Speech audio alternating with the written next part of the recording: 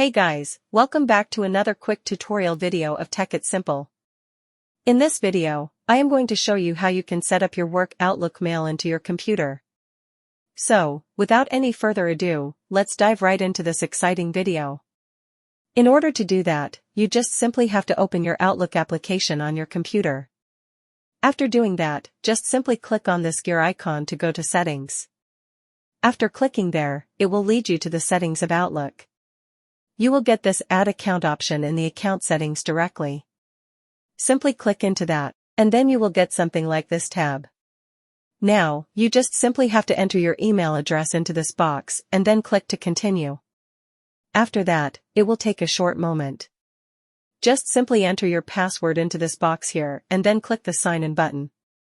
After entering your email address and sign-in password, it will take a short moment to process your emails and load it into your Outlook application.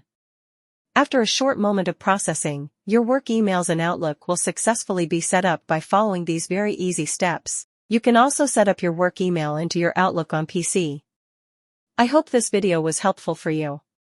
If yes, don't forget to like, share, and subscribe to the channel to never miss another update. Thank you for watching the videos.